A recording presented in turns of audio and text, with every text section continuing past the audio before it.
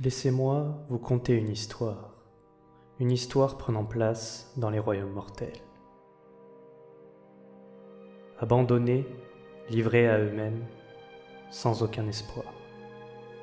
Voilà quel était le statut des êtres humains vivant au sein des royaumes mortels. Cela faisait maintenant des lustres que les ténèbres avaient fondu sur leur univers, des lustres depuis la fuite de celui censé les protéger, des lustres durant lesquels ceux-ci n'avaient pu compter que sur eux-mêmes pour survivre. Les royaumes mortels n'avaient jamais été des territoires hospitaliers, mais depuis la fuite de celui qu'on appelait autrefois le Dieu Roi, ceux-ci étaient devenus de véritables purgatoires. De véritables purgatoires au sein desquels les sources de souffrance ne manquaient pas. La faim, la soif, l'épuisement, la peur étaient des sensations constamment présentes au quotidien. L'abandon de ces terres par le Dieu Roi avait laissé le champ libre à de sombres déités ainsi qu'à leur horde de serviteurs, tous plus abominables les uns que les autres. En faisant face à de telles menaces, nombreux furent ceux à s'abandonner à leur emprise, certains cédant totalement à la folie, s'offrant sans retenue à l'un de ces dieux corrupteurs et embrassant entièrement les commandements de leur nouvelle idole. Cependant, nombreux furent ceux à rejoindre l'un de ces cultes sombres, non pas par pure dévotion, mais par absolue nécessité, avec une idée en tête prédominant toutes les autres considérations: survivre. Parmi ces adeptes, quelques-uns regrettèrent parfois leur choix, car se dévouer à une puissance de la ruine réserve parfois aux nouveaux convertis un sort pire que la mort. Néanmoins, quelle que fût la raison amenant un humain à se soumettre au nouveau maître des royaumes mortels, pour ceux qui refusaient cette nouvelle allégeance, il n'y avait désormais, au sein de ces 8 royaumes, plus aucune lueur, plus la moindre étincelle d'espoir. Seulement, le chaos. Vandus. Oui, Vandus. C'était le nom qu'il portait. Le nom de celui qui avait été désigné pour mener la reconquête. Le premier à avoir le privilège de poser un pied dans les royaumes mortels, suivi par tous ses semblables, porteurs de la vengeance du Dieu Roi.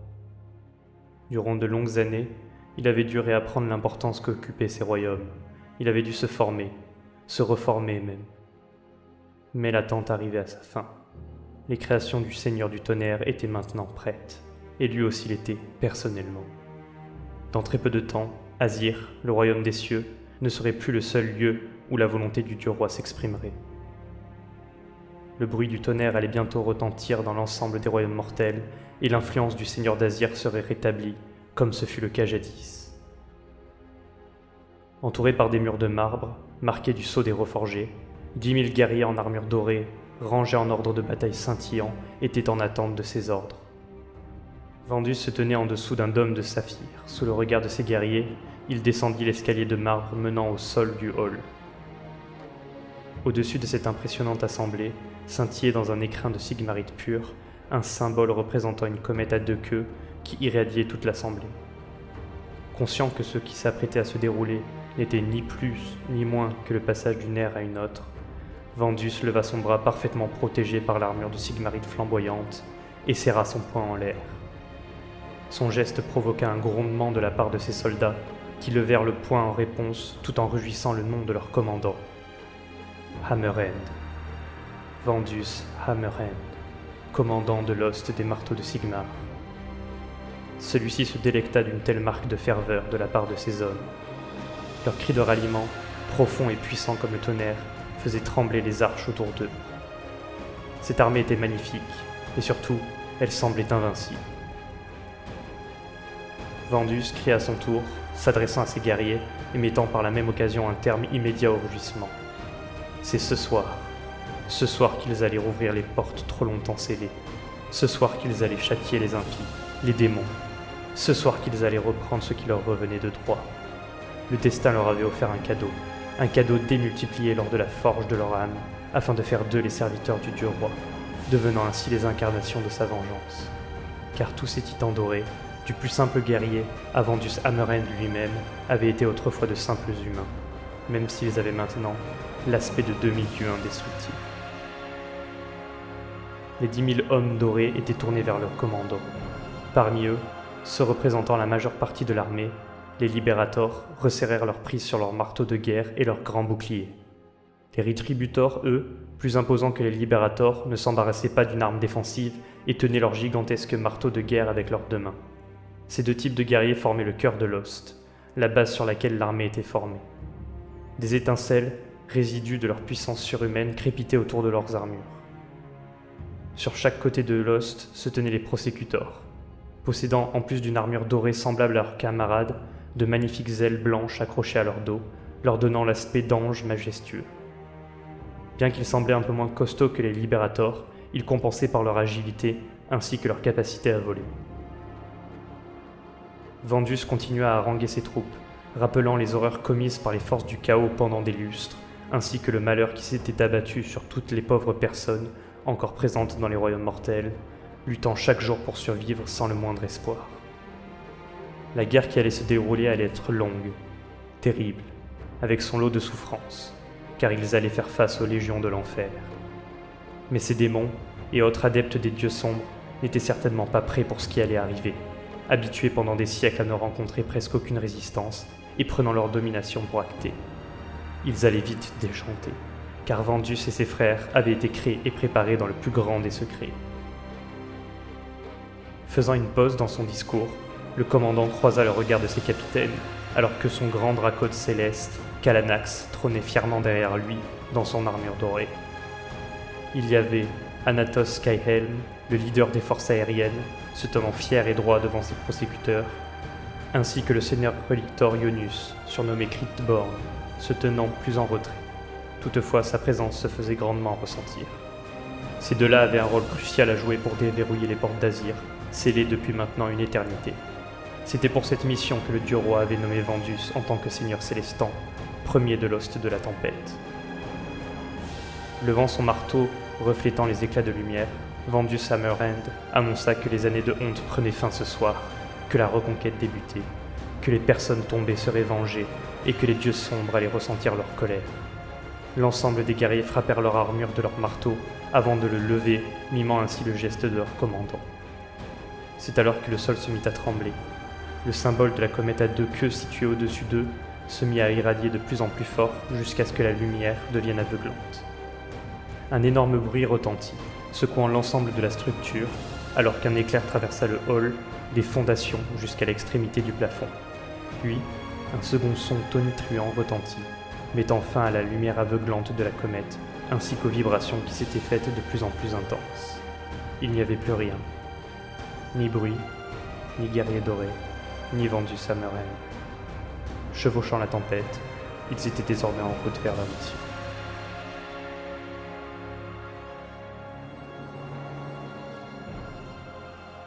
Au sein des 8 royaumes, il en existe un que l'on surnomme le royaume de feu, Aqshy. Des terres désolées, s'étendant à perte de vue, une chaleur assommante, asséchant peu à peu tous les êtres vivants présents dans ce milieu inhospitalier. C'est dans cet endroit que Kalja avait vécu, ou plutôt, c'est dans cet endroit qu'elle avait été traquée depuis sa plus tendre enfance. Chaque jour, d'aussi loin qu'elle pouvait s'en rappeler, avait été une fuite pour survivre, pour voir le soleil se lever de nouveau. Sa tribu avait grandement souffert des raids, il ne restait désormais qu'une quarantaine de personnes. Bien évidemment, les vieillards, les plus lents de la tribu, étaient tous morts. Étant trop secs pour être mangés, ils avaient été torturés et avaient servi à des jeux malsains une fois attrapés. Après les personnes âgées, la cible s'était reportée sur les enfants, enlevant ainsi un par un ces petits êtres qui représentaient l'avenir de la tribu. Certains, les plus robustes, épargnés par les pièges du royaume et les blessures, étaient encore en vie. Les membres restants étaient en piteux état, la sous-nutrition quotidienne rendant leur fuite encore plus compliquée. C'était malheureux, Kalja le ressentait. Sa lignée était proche de l'extinction, elle qui remontait à une époque légendaire, avant l'avènement de la nuit sans fin. Elle sauta d'un rocher, se réceptionnant à l'aide de ses mains dans la boue. Elle respirait à plein poumon, sentant les cendres s'accumuler peu à peu dans sa gorge. Cependant, elle ne pouvait pas s'arrêter, ni elle, ni ses camarades. S'arrêter était synonyme de mort dans le meilleur des cas, lorsque l'on est poursuivi par des Blood Rivers. Ceux-ci ne manquaient pas de dévorer la chair des victimes qui tombaient entre leurs mains. Bien qu'ils ne soient pas les plus rapides, ils avaient pour avantage de manger régulièrement, contrairement à Kalja et ses camarades. Kalja était une jeune femme au visage émacié, avec un teint gris et une longue chevelure accrochée autour de sa tête. Sa peau était parsemée de cicatrices, produites par une vie entière de combats et de débâcles. Comme unique objet, elle possédait un vieux couteau émoussé qui n'avait déjà que trop servi. Reprenant son souffle un instant, elle observa le ciel changer de teinte et devenir peu à peu rouge sombre, indiquant l'arrivée de la nuit. De toutes parts, de vastes étendues se présentaient devant elle, la monotonie du paysage étant brisée par de vieilles tours de crâne, des volcans ou bien des gouffres complètement asséchés. La végétation était aussi rare que l'eau et était souvent d'un aspect maladif, luttant elle aussi pour sa survie. Alors que le désespoir s'emparait peu à peu du groupe, des cornes de guerre ainsi que le tambourinement provoqué par le mouvement d'une troupe se fit entendre en direction du sud. Cela suffit à réveiller les moins téméraires, qui se mirent à courir en direction du nord, en compagnie du reste de la tribu. À des lieues plus au sud, Rak terminait son repas, savourant le goût du sang, celui-ci dégoulinant le long de son menton jusque sur sa poitrine. Il sentait le liquide chaud parcourir son œsophage, son estomac, en lui procurant une sensation de puissance. Il ne souhaitait pas gâcher une seule goutte de ce liquide enivrant. À côté de lui, un autre Bloodriver s'essuya la bouche d'un revers de manche et intima au groupe de terminer son repas, tout en sachant qu'un autre festin les attendait plus loin. Dans ce groupe, il ne fallait pas montrer la moindre faiblesse, la moindre compassion pour les victimes composant les repas, sous peine d'en devenir une à son tour. A contrario, on pouvait passer du statut de victime potentielle à celui de compagnon de chasse, à condition que l'on accepte de dévorer et de savourer la chair humaine de ses anciens camarades, avant d'hurler sa dévotion au Seigneur du Sang. C'était la voie que Rak avait choisie il y a bien longtemps. Terrifié au départ, il avait peu à peu pris goût à ces rites cannibales, ainsi qu'aux divers morceaux du corps humain. À côté de lui, le chef de la meute se redressa et huma l'air. Un sourire se dessina alors sur son visage carnassier. Il désigna la direction prise par leur proie, et les Bloodriver récupérèrent leur armement, composé principalement de crochets, de haches et de chaînes. Bien que de piètre qualité, ces armes récupérées, combinées à leur furie sanguinaire, suffisaient amplement pour venir à bout de leurs adversaires. Alors que la nuit tombait, la cinquantaine de Bloodrivers quittèrent leur campement ensanglanté, se jetant à nouveau sur la piste encore chaude des fugitifs.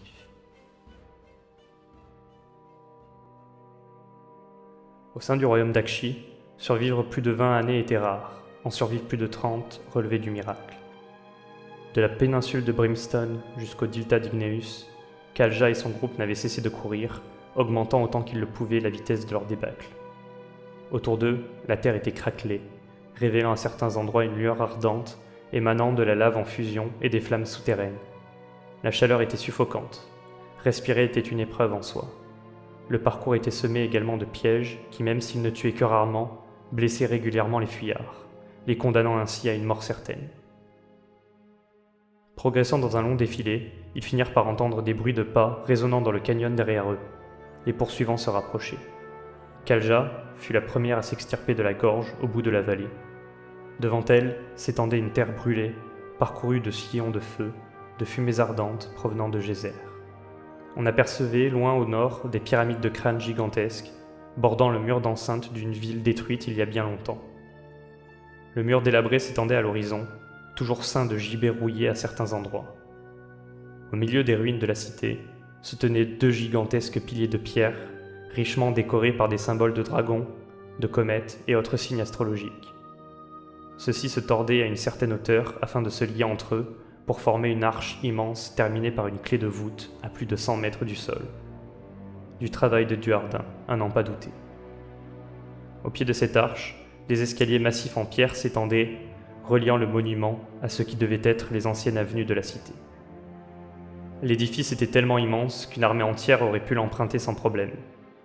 Alors qu'elle était hypnotisée par cette majestueuse construction, Kalja entendit des hurlements résonner derrière elle. Ils arrivaient. La troupe avait été réduite à une 30aine d'âmes. Le tonnerre gronda, et Kalja repartit de plus belle pour continuer à survivre, comme d'habitude, coûte que coûte. Les Bloodrivers progressaient, suivant leurs habitudes de chasse bien rodées, tels des chiens de limier. Les chasseurs, possédant les meilleures qualités de détection, se trouvaient aux extrémités de la meute. Rak, haletant, serra le manche de son couperet fait en os humain et murmura des mots qui résonnaient comme une prière dans son esprit. Du sang pour le dieu du sang. Comment avait-il appris cette phrase? Pourquoi la répétait-il sans cesse? Il n'en savait rien. Personne ne lui avait apprise. Il lui semblait pourtant l'entendre, chuchoter, régulièrement à travers son esprit, même jusque dans ses rêves. Parcourant un canyon à vive allure, enivrés par l'odeur de leur proie se faisant de plus en plus forte, Rak et son groupe ne s'aperçurent que trop tard de la présence de l'immense armada à les avoir encerclés au sein de ce défilé. Après un concert de corps de guerre, des guerriers en armure rouge, cerclés de fer noir, apparurent. Ils encerclèrent peu à peu la troupe de Blood Rivers. Les nouveaux venus devaient les traquer depuis un certain moment, attendant le moment opportun pour les piéger. Ces derniers, plus massifs que les Blood Rivers, engagèrent le combat avec leurs haches marquées du sceau de la ruine. Esquivant dans un premier temps, Rak parvint à planter son coup près dans le corps d'un assaillant. Ce dernier s'effondra dans un râle d'agonie lorsque la lame fut retirée violemment. Rak connaissait ses adversaires, des Blood Warriors. Mieux équipés, mieux entraînés que des Blood Rivers, ceux-ci n'allaient pas faire long feu face à cette menace. L'engagement se poursuivit et redoubla d'intensité, des gerbes de sang giclant à tout va. Alors qu'un quart de ses camarades étaient déjà morts, Rak fut touché par un lourd coup à la tête qui l'étourdit. Rampant tant bien que mal, il parvint à se protéger, notamment en se servant de ses compagnons comme bouclier humain. Reprenant ses esprits peu à peu, il parvint à mettre à terre notre ennemi en lui tranchant la cuisse avant de lui asséner un coup de tête. Malgré cela, la situation était désespérée et il chercha à s'enfuir de la mêlée. S'engageant dans le vide laissé par les Blood Warriors, il ne comprit que trop tard sa terrible erreur. Face à lui, se tenait un être gigantesque, dominant d'une bonne tête tous les autres Blood Warriors. Son armure, d'un rouge écarlate, était fixée par de l'or rougi, et de nombreux crânes servaient à décorer cet accoutrement. Il portait également dans ses mains un étendard métallique, auquel était accroché le symbole de corne. Face à cette montagne de muscles, possédant un équipement d'une qualité qu'il n'avait jamais pu encore observer, Rak trébucha et chercha à mettre autant de distance entre lui et le leader de la bande qui cherchait à le massacrer. D'un seul bond, le champion rattrapa Rak et s'apprêta à lui planter l'étendard pour mettre fin à ses jours. Un rugissement, prononçant le nom de Skullbrand, fit arrêter le geste net du champion. En un instant, tout se figea. Le temps semblait s'être arrêté. Rak observait la pointe de l'étendard située à seulement quelques centimètres de son torse. Petit à petit, les deux groupes de belligérants se séparèrent. À l'est, quelque chose approchait. Quelque chose qui avait été à l'origine du rugissement et de la fin des combats. Alors que le tonnerre grondait, le colosse fit son apparition. Celui-ci possédait la plus élaborée des armures, dans la même teinte que ses hommes, rouge sombre. Des crânes accrochés à sa ceinture, au symbole de cornes en bronze montées sur ses épaules, tout respirait une violence majestueuse. Il portait un masque d'os camouflant la moitié supérieure de son visage. Il maniait une énorme hache à double tranchant d'une seule main, tandis que de l'autre, il était occupé à tenir la chaîne d'une sorte de gros chien immonde, rouge, avec des crocs jaunâtres, aussi gros que le couperet de Rak. Une collerette faite de peau et se terminant par des pointes entourait le visage de la bête. Le nouveau venu semblait répandre la corruption du chaos autour de lui uniquement par sa présence. À son arrivée, tous les Blood Warriors ployèrent le genou, même le porteur de l'étendard. Le nouveau venu prit la tête du champion entre ses mains et le réprimanda de sa voix métallique. Le sang allait arriver, comme toujours, mais pas celui des Blood Rivers. Ceci lui appartenait. Il brisa le cou du leader des Blood Rivers d'une simple pression de son manche, en punition de son imprudence. Rak, répétant dans sa tête le cantique du dieu du sang et cherchant à ne pas attirer l'attention, fut apostrophé par le seigneur de guerre. Celui-ci lui demanda s'il connaissait son nom, Korgoskul, le seigneur à qui les 7 chefs de guerre payaient des tributs en chair et en sang afin d'éviter son courroux. Il annonça à Rak qu'il était à la recherche du dernier crâne qui viendrait compléter sa collection. Le crâne d'un adversaire digne de lui, chose qu'il n'avait pas rencontrée depuis des siècles. Cependant, les étoiles l'avaient mené ici en cet instant précis, indiquant qu'il restait quelque chose dans cette région, quelque chose qui n'avait pas encore été recouvert par la marée de sang. Korgoskul sortit de ses immenses griffes une sphère de chair scintillant de magie verte. De son autre main, il arracha un œil à Rak, lui implantant en retour l'orbe magique, signe de la nouvelle dévotion du Blood Rivers. Du sang pour le dieu du sang. Passant l'ouverture du gigantesque mur, Kalja poursuivait sa progression. À côté d'elle gisait la statue brisée et à moitié enterrée d'un homme brandissant un marteau de guerre. La pluie tombait de rue et la pression de l'air était anormalement pesante, presque électrique. L'orage qui s'annonçait allait être mémorable. Loin derrière le groupe se tenait l'immense édifice en forme d'arche. Devant eux s'étendait une crête sur laquelle reposaient 3 tours, plus ou moins délabrées. Courant dans la boue, les 28 fuyards restants atteignirent les tours pour s'abriter. De la tour, Kalja risqua un dernier regard pour observer les ruines et l'arche en contrebas avant de s'affaler contre le mur, complètement harassé. Le terrain était battu par la pluie qui ne cessait de croître en intensité. Des nuages anormalement épais s'amoncelaient dans le ciel, tandis que le tonnerre grondait de plus en plus régulièrement. La marée de sang, c'était le nom donné à l'armée de Kul, cette armée qui avait mis à mort l'ensemble des habitants de ces régions au cours des siècles. Korghos Kul avait personnellement massacré les divers champions qui s'étaient dressés face à lui, chaque victoire lui procurant un intense sentiment de satisfaction. Au cours des siècles, il avait collecté d'innombrables crânes en l'honneur de son dieu, massacré les habitants du donjon brûlé. Il avait soumis Trex Skullbrand en combat singulier, le forçant à rejoindre son armée. La légende racontait que ce lunatique avait autrefois défié un démon buveur de sang en combat singulier. Ce geste avait plu à Khorne, qu'il avait réincarné après que Trex se soit fait mettre en pièces, tout en lui offrant son étendard, propageant la corruption du chaos. Cela faisait bien longtemps que Kul n'avait pas eu un adversaire à sa taille. Tous ses anciens opposants étaient morts. Le royaume d'Akshi était maintenant quasiment entièrement sous l'emprise du chaos. Désormais, il ne restait que des vermines sans intérêt à massacrer pour perpétuer les offrandes de sang et de crâne. Pourtant, dans l'esprit de Korghos Kul, il restait encore un combat à venir qui lui offrirait la pièce maîtresse de sa pyramide de crâne. Un dernier cadeau à Khorne, qui lui permettrait alors de rejoindre le plan immatériel en tant que démon. Il était déterminé à aller jusqu'au bout du monde si nécessaire pour trouver cet adversaire digne de lui. Alors que la majeure partie de son armée arrivait par le sud, l'avant-garde se déployait dans la vallée sous la pluie battante. La bête à ses côtés poussa un grognement en le sortant de ses songes. Celle-ci avait été un autre présent du dieu des batailles, un présent au goût amer, car ce jour-là, la proie principale de Kul lui avait échappé. Massant le chien qui s'impatientait, Korghos Kul remarqua que l'orage qui s'abattait sur eux était particulier. Il y avait dans l'air une odeur étrange. Alors que Skullbrand se tenait à ses côtés, toujours frustré d'avoir dû laisser partir ses proies, Vek l'écorcheur, un autre de ses lieutenants, s'approcha et le salua. Derrière lui, l'armée s'arrêta, salua le seigneur de guerre avant qu'il ne les congédie d'un mouvement de main. La troupe se divisa alors. Chaque guerrier sortit de la chair fraîche de son pactage et s'empiffra en poussant des cris sauvages. Vek, spécialisé en torture, fut lui aussi déçu de ne pas avoir de nouvelles victimes à se mettre sous la main. Les lieutenants, mais aussi l'ensemble de la horde, débordaient de pulsions meurtrières. Soudain, Korghos Kul reçut un signal de l'œil implanté quelques heures auparavant dans son nouveau serviteur. La chasse des Blood Rivers s'était poursuivie. Ils étaient désormais entourés de ruines dans une plaine désolée. Un immense portail se tenait près d'eux, et la meute se dirigeait en direction de 3 tours situées sur une crête en amont. Les tours empestaient la peur humaine, mais ce n'est pas ce qui intéressait Kul. Ce qui l'intéressait, c'était le portail, les ruines, l'orage, la foudre. Tous ces éléments, il les avait vus et revus au cours des rêves faits les derniers mois. Un sourire malsain se dessina sur son visage, et il ordonna à ses lieutenants de remettre l'armée en marche. La raison de leur venue était proche. Toujours souffrant de son changement d'œil, Rak avait à peine remarqué l'arche. Sprintant à vive allure, il sentait le besoin irrépressible de satisfaire son nouveau maître. Se dirigeant vers les 3 tours présentes sur la crête, Rak et sa meute furent ébranlés par un gigantesque coup de tonnerre.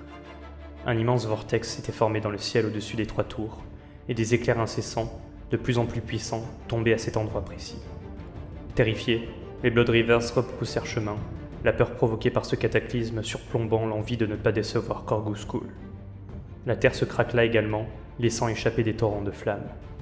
Au niveau du portail, les flammes grimpèrent sur les piliers jusqu'au sommet, tout en prenant une teinte bleutée. Alors qu'il pensait assister à la fin du monde, le ciel et la terre se déchirant, Rak fuyait de toutes ses forces la tempête, et jeta un coup d'œil derrière son dos, et c'est là qu'il les vit. Alors que la tempête atteignait son apogée, Kul, menant son armée, ne manquait pas une miette du spectacle. Son dieu l'avait entendu et remodelé le paysage, permettant à la marée de sang de progresser plus rapidement. Son heure approchait. Il le sentait. Bientôt, il rejoindrait les légions démoniaques. Scandant son nom, ses guerriers se déversaient dans la vallée dévastée, courant derrière leur maître, les armes à la main. Il fut le premier à remarquer les manifestations magiques dans les cieux, la tempête se déchaînant en particulier autour du portail. Même la pluie avait un goût particulier. Les symboles de cornes se répandirent sur la plaine, entourant le maître de guerre. La fureur des guerriers ne cessait de croître alors qu'ils poursuivaient leur charge. Bientôt, K'ul remarqua les symboles présents sur l'arche, des symboles qu'il n'avait pas vus depuis bien longtemps. Il se promit qu'après la bataille, il détruirait pierre par pierre cet édifice, insulte impardonnable envers son dieu. Au même moment, une immense explosion lumineuse retentit, alors qu'une colonne de lumière était projetée du ciel vers la terre, provoquant une onde de choc stoppant tous les guerriers de cornes dans leur élan. Alors que ses armes détournaient la tête à cause de l'éblouissante lumière, K'ul s'esclaffa, ouvra ses bras, montrant qu'il acceptait le défi à venir avec enthousiasme. Ainsi, il fut le seul à les voir descendre du ciel, au creux des éclairs, enveloppés de lumière et créant des auras d'énergie pure à leur impact sur le sol. Les nouveaux venus, apportés par la colère des cieux, étaient grands, engoncés dans des armures dorées qui semblaient indestructibles, et équipés de marteaux de guerre scintillants d'énergie. Sur leurs têtes, ils avaient des masques d'or représentant des visages impassibles. Certains avaient des ailes, d'autres des boucliers. Néanmoins, ils se mirent tous en formation avec une rapidité et une efficacité impressionnantes. Aucun geste n'était inutile, ces guerriers-là avaient été bien formés. Parmi eux, un seul ne portait pas de masque d'or, mais un masque en os. Aussi, il était le seul à manier un étendard dans lequel était incrusté un squelette. Un autre déploya ses ailes avec vigueur et s'éleva haut dans le ciel, bientôt suivi par le reste de ses semblables. K'ul n'était pas dupe. Malgré leur aspect particulier et leur capacité de leadership, aucun de ces deux-là n'était le chef de cette armée. Celui qui possédait cette qualification était descendu des cieux en premier, et le maître de la marée de sang l'observait avec avidité depuis. C'était le seul à posséder une monture sous la forme d'une gigantesque bête noire. Son armure était aussi plus imposante et mieux décorée que l'Ost. Sur celle-ci ressortaient les symboles du marteau et de la comète. Ils tenaient fermement un marteau vibrant d'énergie céleste. En voyant leurs yeux briller de détermination à travers leurs masques, ainsi que l'assurance dans leurs mouvements, Korghos K'ul comprit très vite que les nouveaux venus allaient constituer un défi comme il n'en avait jamais connu auparavant. Alors que son armée se remettait d'aplomb, en particulier grâce au fouet de Vec dont les claquements sortaient les Blood Warriors de leur torpeur, K'ul se mit à rire à gorge déployée. Il était là, l'affrontement qu'il avait attendu depuis des années. Mieux encore, le crâne qui manquait à sa pyramide n'était qu'à quelques centaines de mètres de sa hache. Il hurla alors, du sang pour le dieu du sang, avant de pointer de son arme le commandant adverse qui le toisait en retour. Celui-ci, il allait s'en occuper personnellement. Le voyage à travers le vide n'avait pas été de tout repos pour Vendus et ses hommes. Mis à part leur reforge, rien n'avait été aussi douloureux que cette expérience. Il avait eu au cours du trajet des visions d'autres royaumes, présentant des lieux tous aussi dévastés, tous aussi corrompus. Puis, la foudre parcourant son corps, il avait fini par atteindre le royaume du feu. Il avait pu poser les yeux sur la terre dévastée, les rivières de flammes, les ruines l'environnant, alors que le grondement de la tempête se faisait toujours entendre. Tout autour de lui était vicié. Jadis, il avait connu ce royaume en tant que mortel. Il avait vu les armées du dieu du sang ravager ces régions. Il avait vu les pyramides de crânes naître puis croître au fur et à mesure des massacres. Bien qu'il ne sache pas depuis combien de temps il avait été retiré d'Akshi par le dieu roi, Vendus gardait des souvenirs flous de sa vie antérieure. Les lieux où il avait vécu, les gens qu'il avait côtoyés, et ceux qu'il avait aimés. Les guerriers qui l'avaient accompagné pour faire face aux hordes en armure rouge. Un souvenir était plus net que les autres, celui d'une femme. Sa femme, une guerrière tout comme lui. Néanmoins, après la reforge, il ne lui était resté que des bribes de souvenirs. Désormais, tout ce qui comptait, c'était la volonté du dieu roi, et celle-ci criait vengeance. L'avant-garde de Vendus, positionnée en ordre de bataille, était une douzaine de fois inférieure en nombre par rapport à la Légion Rouge qui avançait vers eux.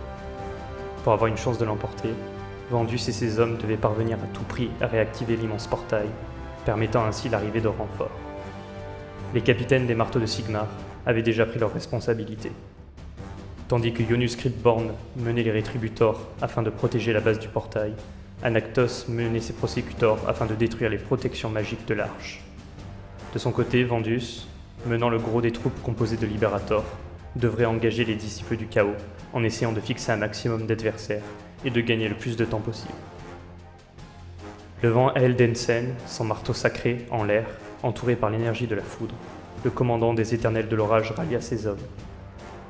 Alors que Kalanax, son dracote, rugissait de plus belle et que les Libérators formaient leur phalange, Vandus aperçut dans la horde ennemie une créature massive, fouettée jusqu'au sang par un maître, qui semblait se diriger tout droit vers lui. Pourtant, ce n'était pas la plus grande menace. Hammerhand le savait. Il l'avait vu sur la falaise en face de lui, le maître de la horde dont émanait une terrible aura de pouvoir. Il lui était difficile de détacher ses yeux de cet être maléfique. Lorsque soudain, ressurgirent dans son esprit des images d'un village brûlé, des guerriers à l'armure rouge comme ceux qu'il avait en face de lui, et un jeune homme se jetant sur un seigneur de guerre avec une hache à double tranchant. Vandel Blackfist. Il s'en souvenait désormais. Cela avait été son nom il y a des lustres de cela. Lorsque le maître de la horde pointa sa hache dans sa direction, Vandus ressentit de vieilles émotions humaines qu'il n'avait pas ressenties depuis des âges, et qui le déstabilisèrent un instant. Reprenant vite ses esprits, avec une volonté intacte, il mena la charge de ses libérators sur l'avant-garde ennemie, symbolisant la vengeance du dieu roi qui s'accomplissait. Progressant dans la tempête, Anactos et le reste des membres de l'host aérien se dirigeaient vers le portail qui n'était plus qu'à quelques centaines de mètres de leur position désormais. En contrebas, Ionuss menait les Rétributors pour briser les ennemis s'étant massés à la base de l'édifice. Celui-ci, parfaitement calme en toutes circonstances, n'était pas originaire d'Akshi, mais du royaume de Shaiish. Aussi, le royaume de feu lui importait peu.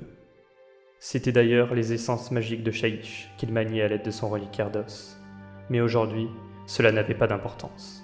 Aujourd'hui, son devoir primait, et plus particulièrement la tâche qu'on lui avait attribuée. Former un cordon de Rétributors autour de la base du portail pour le protéger et tenir sous les assauts des ennemis coûte que coûte, jusqu'à la mort. Rak avait eu du mal à se remettre du spectacle se déroulant sous ses yeux. Le monde s'était déchiré, et l'arrivée de ces énormes guerriers dorés venus du ciel l'avait hébété pendant un moment. Cependant, il était parvenu à reprendre ses esprits. En tant que Bloodriver, sa vie n'avait été que violence et combat. Saisissant son couperet, il désigna aux membres de sa meute les guerriers possédant des ailes, ceux-ci disposaient de l'armure la plus légère en comparaison des autres. De plus, les guerriers ailés étaient moins nombreux et semblaient obsédés par l'Arche. Progressant jusqu'au sommet de la crête, Rak et ses hommes se postèrent en embuscade, camouflés par des nuages de fumée. Ils remarquèrent un de ces anges non loin qui venait seulement d'être invoqué par le ciel. Rak se jeta dessus en lui poignardant la cheville.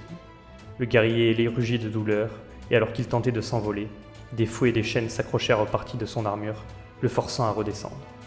Aussitôt, d'autres Bloodrivers se jetèrent sur lui. Alors que Rak allait lui trancher la gorge, ce dernier fut projeté plusieurs mètres en arrière. Le guerrier ailé, malgré toutes ses blessures, avait une force surhumaine. D'un coup latéral de son marteau de guerre, il fracassa le crâne de 3 Bloodrivers. Mais Rak ne renonça pas. Il se jeta à nouveau sur son adversaire, alors que les coups de hache continuaient de pleuvoir sur l'armure dorée. D'autres chaînes permirent de maintenir l'ange au sol, et l'odeur de sang finit par se faire sentir. Le festin était proche. Du moins, c'est ce que Rak pensait lorsqu'il fut frappé par une boule de foudre provenant du ciel. De nombreux autres fauchèrent instantanément plusieurs de ses camarades. Levant les yeux, il aperçut des anges similaires à celui qui leur donnait tant de peine, qui projetaient des éclairs meurtriers sur ses compagnons. L'ange mis au sol quelques instants plus tôt faisait de grands mouvements circulaires avec son marteau, brisant des crânes comme de vulgaires coquilles d'œufs. Face à Rak, il ouvrit la paume de son gantelet et projeta une boule d'énergie qui consuma la cuirasse de Rak et brûla sa poitrine.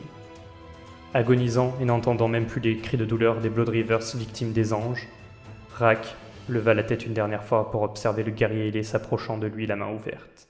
Une question restait sur ses lèvres, une question qui mourut en même temps que lui, lorsqu'il fut frappé par une autre boule de foudre à bout portant. Quelles étaient ces créatures?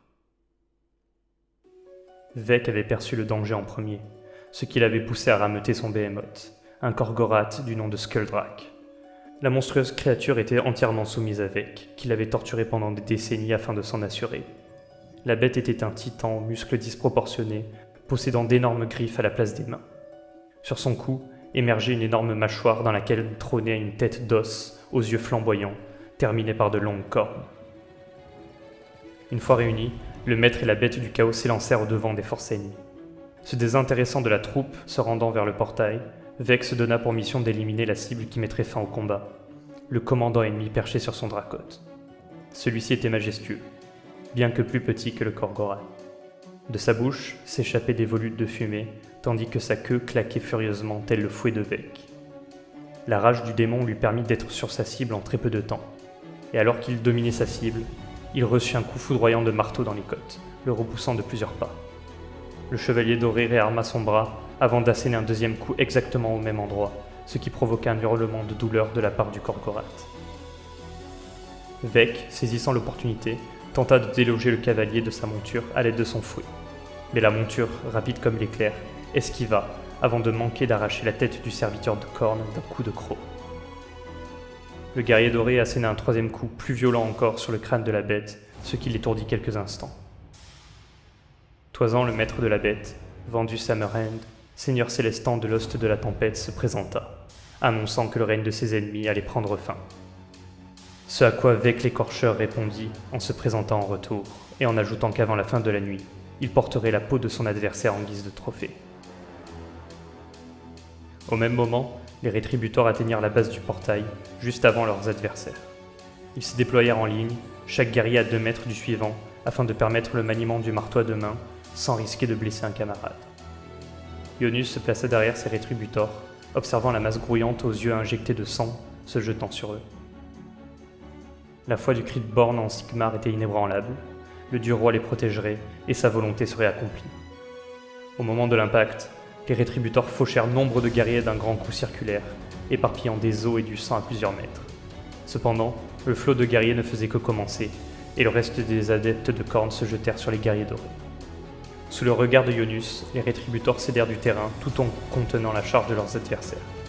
Celui-ci s'inquiétait de l'absence des prosécuteurs, probablement retardés, lorsque le premier rétributeur fut mis à terre. Après avoir fait une douzaine de victimes, le géant en armure avait été percé à plusieurs endroits, et alors qu'Ionus se hâtait pour l'aider, une lance fut plantée dans la gorge du rétributeur au sol. Ceci provoqua des hurlements de plaisir chez les membres de la marée de sang, tandis que les 2 rétributeurs les plus proches de la victime se resserraient afin de combler le passage. Arrivant au-dessus du cadavre, Ionus retira la lance et cautérisa la plaie, avant d'utiliser une énergie macabre provenant de son bâton. Une essence spectrale pénétra le casque du défunt, qui fut secoué comme par un électrochoc. Revenu à la vie, ce dernier se pressa de retourner au combat, reprenant sa place parmi ses frères qui la lui cédèrent sans un mot. Ionus reprit lui aussi sa place pour superviser la ligne de défense. Les Blood Warriors, d'abord découragés par cette résurrection, redoublèrent de frénésie pour essayer de briser la ligne, insensibles aux ravages que provoquaient les marteaux de guerre dans leurs rangs. Des derniers rangs de l'armée, un guerrier plus costaud que les autres, possédant un étendard avec un symbole de Khorne en métal dans une main et une longue hache dans l'autre, se rapprochait petit à petit, n'hésitant pas à tuer ses partenaires pour progresser plus vite vers la ligne de front. Ionus remarqua que l'icône de l'étendard, enveloppée par des flammes, ne provenait pas de ce monde. Une menace importante à laquelle il fallait mettre un terme le plus rapidement possible. Il leva les yeux au ciel pour observer que les prosécuteurs avaient débuté leur mission. Guidés par Anactos, les guerriers ailés luttaient contre le vent de la tempête, tout en projetant des boules de foudre à travers l'ouverture du portail. Les projectiles explosaient dans le vide, allumant peu à peu les runes situées sur les piliers. Les verrous de la porte étaient solides, apposés au dernier jour de la guerre perdue. Sigmar lui-même avait apposé les sceaux protecteurs afin d'empêcher toute incursion des puissances de la ruine dans le royaume céleste. Seules les armes provenant d'Azir avaient le pouvoir de déverrouiller ce portail, ce qui permettrait alors de déverser une armée bien plus imposante sur Aqshy. Les projectiles magiques, semblables à des comètes, provoquaient en éclatant des fissures scintillantes partant du centre du portail.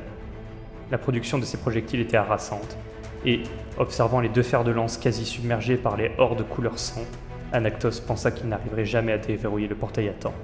Ils étaient arrivés trop tard. Surplombant le champ de bataille, Korgoskul observait les guerriers alliés en train de s'acharner sur ce qu'il avait pris pour un simple monument provenant d'une époque oubliée. Il en avait déduit que le point était crucial pour ses adversaires et que leur survie en dépendait, Alors, à travers le champ de bataille, il hurla à Skullbrand de cibler le portail et d'invoquer le royaume de bronze. Ce dernier hocha la tête, et le sceau présent sur son étendard se mit à se fissurer, faisant vibrer l'atmosphère autour de lui. De l'autre côté du champ de bataille, Kul se rendit compte que Vec, accompagné de son Korgorath, ne parviendrait pas à venir à bout du commandant ennemi. De plus, il était désagréablement surpris de voir les guerriers dorés continuer à encaisser aussi bien le choc. Ces hommes s'étaient ramollis après des années passées sans rencontrer de réelle opposition. Alors, il se dirigea d'un pas rapide vers le chef ennemi, bien décidé à prendre sa tête. Soudain, il réalisa. Autrefois, cette ancienne tribu qui lui avait donné tant de fil à retordre, cette tribu dont les membres avaient tous combattu jusqu'à la mort, les guerriers dorés combattaient avec la même volonté inébranlable.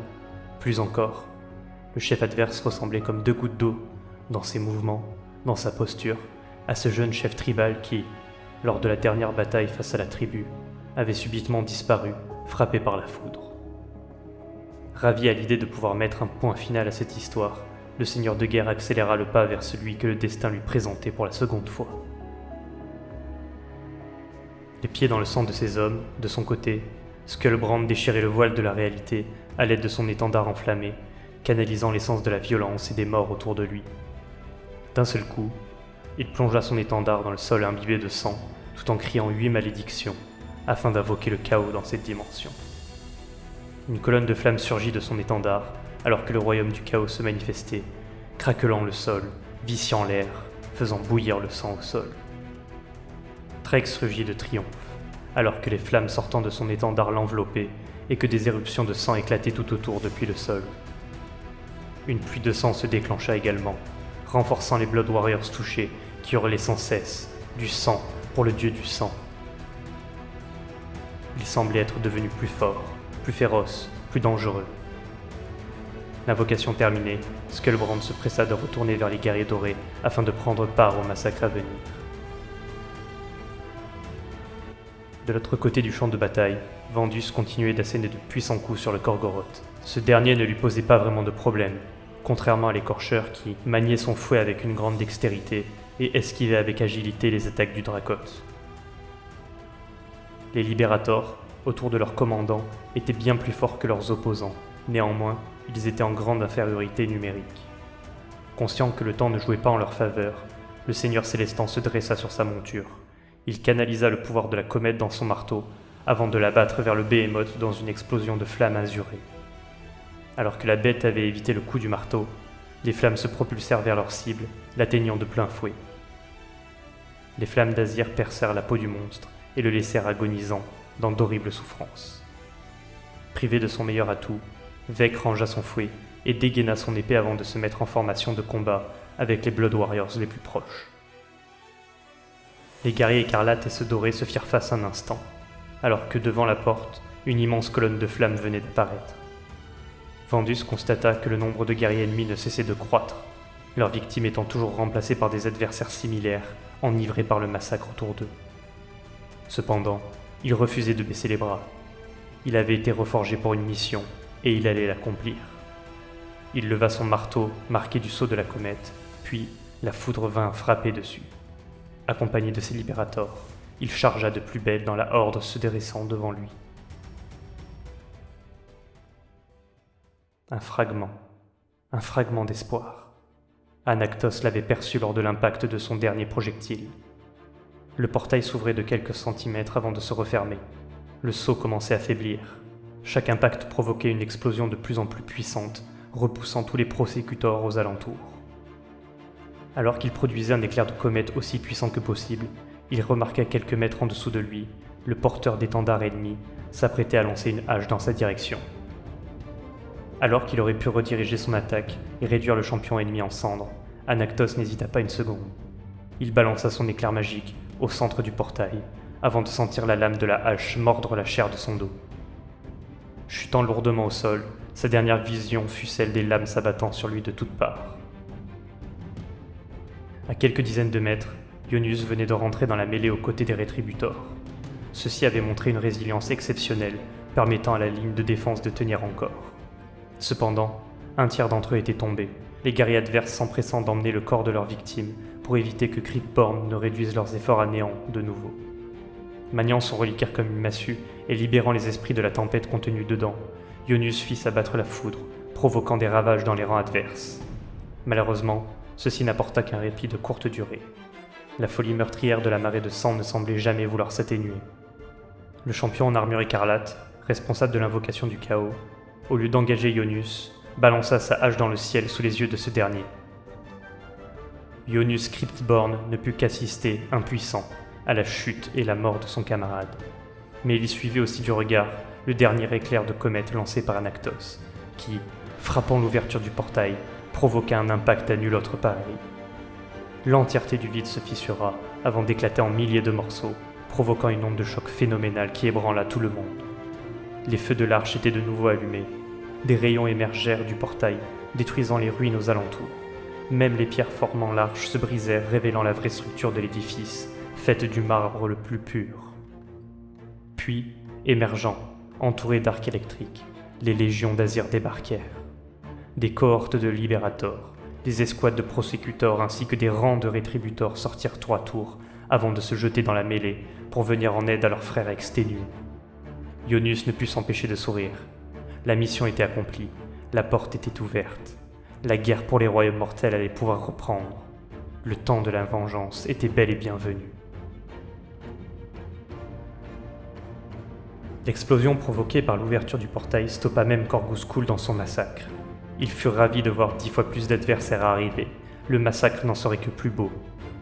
Le dieu du sang l'avait béni. Les années d'ennui et de combats sans intérêt semblaient bien éloignées désormais. Les cris de satisfaction de ces guerriers lui confirmèrent qu'ils partageaient eux aussi le même état d'esprit. Le combat, la guerre, le sang, c'était toute leur vie.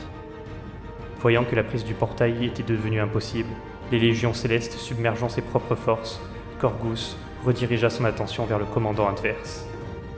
Ce dernier, arborant son casque à crête, progressait au sein de ses troupes en les massacrant. Il se souvint tout à coup du nom de la tribu d'autrefois.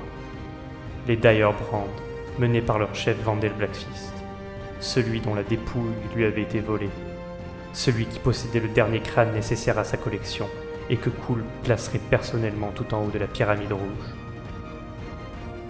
Du sang pour le dieu du sang, des crânes pour son trône, le dernier des Dire Brand. Combien de temps avait-il attendu ce jour? Vec l'écorcheur écumait de rage. Autour de lui, les Blood Warriors reculaient face à l'avancée fulgurante des légions dorées. Le sort de la bataille avait basculé, et pas dans le sens qu'il espérait. Tout en les fouettant, il hurlait à ses hommes de retourner au combat. Paradoxalement, il parvint en massacrant certains des Blood Warriors à réalimenter la rage de la plupart des autres guerriers en armure écarlate, qui peu à peu firent volte-face pour reprendre la lutte. Menant la riposte, il n'avait qu'une idée en tête: se venger du responsable de la mort de son Korgorath. De son côté, Vandus combattait avec une vigueur renouvelée. L'ouverture du portail lui avait procuré un second souffle bienvenu.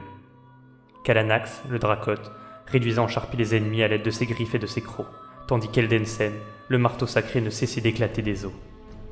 Toujours en infériorité numérique, les Libérators commençaient néanmoins à avancer sur le champ de bataille, espérant faire la jonction avec leurs frères débarqués du portail et ainsi écraser l'armée ennemie entre le marteau et l'enclume. Sauvé par le dieu roi lors de l'âge du chaos, reforgé dans la douleur au sein de Sigmaron, avant de revenir des siècles plus tard dans le royaume qu'il avait vu naître, Vandus comprenait qu'il ne retrouverait jamais sa vie d'avant. Les batailles qu'il menait désormais étaient pour d'autres mortels que ceux qu'il avait connus. Et surtout, il les menait pour le dieu roi, car c'est ce qu'il était désormais, un seigneur célestant, un instrument exécutant la volonté de Sigmar. Vers le portail, la charge menée par Ionuus était inarrêtable, et les Blood Warriors se faisaient broyer sans ménagement par la Légion dorée. Cependant, celui-ci restait prudent. La bataille n'était pas gagnée. Le porteur d'étendard ennemi n'était toujours pas vaincu. Un hurlement bestial attira soudainement son attention.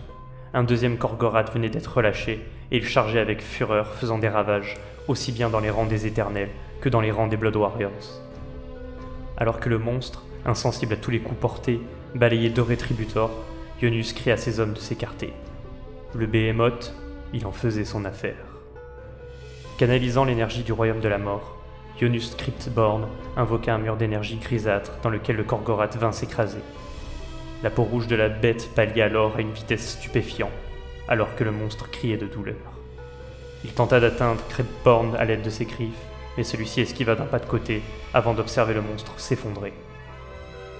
L'invocation d'un tel sort en si peu de temps avait vidé Ionus de ses forces. Aussi, lorsqu'il vit s'avancer le seigneur de guerre adverse dans l'espace laissé par la charge du Korgorath, il sut qu'il ne serait pas de taille face à ce nouveau défi.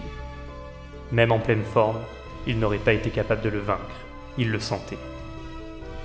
Alors que la hache de Korgoskul scintillait d'énergie chaotique, celui-ci progressait inlassablement vers Ionus. Les rétributeurs tentant de l'arrêter étaient systématiquement détournés de leurs tâches par des Blood Warriors.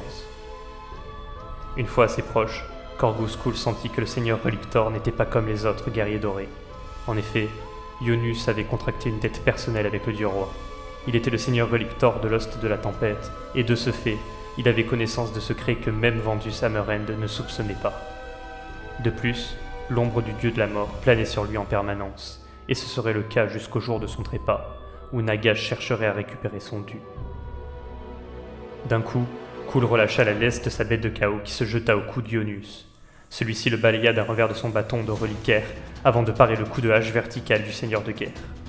La force de l'impact mit le Cryptborn à genoux. Il parvint néanmoins à le repousser en se relevant difficilement. Ce fut là sa seule erreur de la bataille. Korgus avait intentionnellement relâché la pression pour préparer un nouveau coup dévastateur qui atteint le seigneur Relictor au niveau du gorgerin. Par miracle, l'armure ne céda pas, ce qui n'empêcha pas Ionus d'être projeté en l'air et d'être complètement sonné tant la puissance du coup était phénoménale. Avant de sombrer, Ionus invoqua un dernier flot d'esprit de la tempête pour tenter d'affaiblir le chef ennemi. Malheureusement, ce dernier effort fut rendu inutile par l'intervention du chien démoniaque qui saisit un à un les esprits dans sa gueule avant de les déchirer et de les effacer de la réalité. Alors que Kul s'apprêtait à terminer son opposant, une voix retentit l'intimant de s'arrêter. Il se retourna avec un large sourire. Enfin, le face-à-face tant attendu allait avoir lieu. Vandus et Kalanax le Dracoth contre Korgus, accompagné de Griselmo. En voyant le seigneur de guerre se tenir face à lui, les souvenirs du seigneur Célestin refirent surface comme jamais auparavant. Le souvenir de la scène qu'il avait vécue dans son ancienne vie de mortel, et celle à laquelle il assistait actuellement se mêlaient toutes deux. La peur qu'il avait ressentie face à cet être démoniaque et qu'il avait réussi à surpasser alors refaisait surface. De plus, Korgoskul savait comment déstabiliser son adversaire à l'aide de ses paroles choisies avec précaution. Celui qui avait fui, gamin, celui qui avait laissé massacrer les siens. Voilà comment il s'adressait à l'homme à lui faire face. N'y tenant plus, Vandus éperonna Kalanax et ils chargèrent sur leurs adversaires qui se jetèrent sur eux en retour. La hache et le marteau s'entrechoquèrent, provoquant une onde de choc.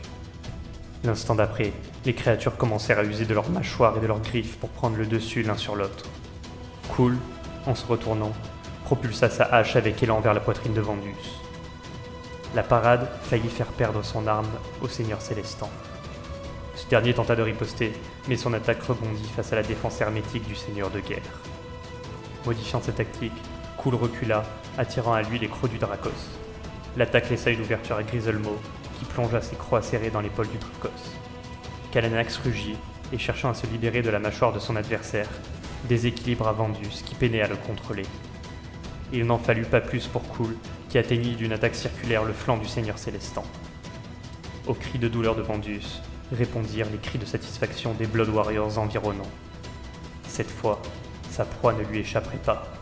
Kul le sentait. Vandus tenta bien de riposter, mais Kul parvint à se dégager de la portée du marteau sans problème.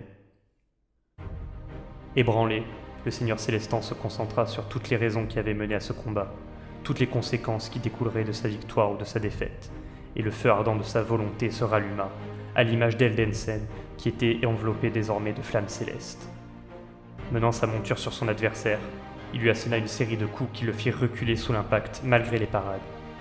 Soudain, le chien du chaos se jeta sur le marteau, bloquant l'arme dans sa mâchoire, laissant ainsi une opportunité de frapper pour son maître.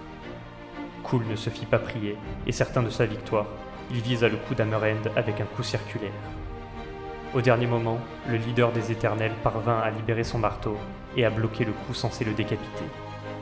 À l'impact, le pouvoir de la tempête qui irradiait du marteau repoussèrent le maître de la marée de sang. Profitant du momentum, Vandus asséna un premier coup dans l'armure de son adversaire et un second qui fit voler la hache de Korgoskul au loin dans la foule combattante. La peur commença à envahir Korgoskul, la peur de voir son prix lui échapper encore une fois. Il n'en était pas question. Il se jeta sur Vandus, tentant de l'étrangler avec ses mains. Rapide comme l'éclair, Vandus percuta l'armure écarlate de son adversaire avec un coup de marteau dévastateur. L'armure se brisa en pièces et le seigneur de guerre fut projeté en arrière, hurlant de douleur. L'instant d'après, Vandus se retourna et asséna un coup fulgurant dans le flanc de Griselmo qui valdingua sur le côté. Puis, le seigneur Célestin se dirigea de nouveau vers Kul, complètement désarmé. Alors qu'il s'apprêtait à délivrer le coup final, son regard croisa celui du seigneur de guerre, l'assaillant de visions cauchemardesques. 8 tours, invoquant le chaos, un autre portail, une pyramide de crâne, Korgoskul grimpant cette pyramide d'une tête à la main. Le cri du sang pour le dieu du sang brisa les visions et ramena Vandus à la réalité. Menant une contre-charge de Blood Warriors, le manieur de fou était de retour. Les guerriers dorés furent forcés de reculer à l'impact, excepté Vandus et Kalanax qui se jetèrent dans la mêlée, pulvérisant les adversaires à la chaîne. Rejoints par les libérateurs de la porte, les Éternels parvinrent à reprendre leur avancée, alors que Vandus apercevait Kul disparaître peu à peu derrière les Blood Warriors déchaînés. Soudain, le nom du dieu roi retentit comme un coup de tonnerre dans la plaine. Sigmar. Lorsqu'ils entendirent ce nom, tous les Éternels redoublèrent d'ardeur et se rallièrent. Les troupes continuaient d'affluer par le portail, tandis que les guerriers de Khorne n'avaient plus de chef pour les guider. Peu à peu, la marée de sang diminua, remplacée par une marée couleur or. La première victoire des marteaux de Sigmar était acquise. Il avait fallu des heures pour terminer le combat et disperser entièrement les guerriers en armure rouge. Vec l'écorcheur avait disparu, tandis que Skullbrand avait fui avec le reste des troupes du chaos encore vivantes. Les étendards d'Azir flottaient désormais sur les ruines de la cité. Des pèlerins d'Azir se préparaient déjà à traverser le portail pour venir s'installer dans la péninsule de Brimstone, au sein du royaume du feu. Les marteaux de Sigmar, eux, n'allaient pas rester bien longtemps. D'autres batailles les attendaient. Après que le dernier ennemi soit tué, Vandus avait rejoint Ionus devant le portail afin de discuter du déroulé de la bataille. Ils savaient tous les deux qu'au même moment, d'autres portes similaires étaient attaquées par d'autres légions d'Éternels de l'orage. La victoire n'était pas garantie partout. Seul ombre au tableau de la leur, Korgoskul vivait toujours. Tôt ou tard, il reviendrait semer le chaos et la destruction. Pour Vandus, leur conquête ne paraissait pas si éclatante. Ils n'avaient conquis que des terres désolées. Ils étaient arrivés trop tard. Il ne restait plus aucune vie à sauver sur cette terre. Ionus le mit en doute en lui demandant de le suivre. Lorsque Kalja s'était retrouvée nez à nez avec l'un de ses guerriers dorés terrifiants, elle avait cru sa dernière heure arriver. Le titan venait de massacrer des Blood Warriors en fuite, et la jeune femme s'attendait à être la suivante. Contre toute attente, le guerrier s'agenouilla, semblant ému, et remercia Kalj et les autres d'avoir survécu tout ce temps. Se présentant comme leur salut, Vandus et d'autres éternels écoutèrent le récit de Kalj et de ses camarades survivants. Ces derniers ne connaissaient pas le nom de Sigmar. Aussi furent-ils agréablement surpris lorsqu'ils découvrirent des visages humains sous le masque doré de leur sauveur. Vandus, plus que n'importe qui, était ravi d'avoir trouvé des survivants. La reconquête des royaumes mortels ne se ferait pas en vain. Par leur flamboyante victoire, les marteaux de Sigmar venaient de provoquer un changement colossal dans l'air du temps. L'âge du chaos venait de prendre fin, l'âge de Sigmar ne faisait que commencer.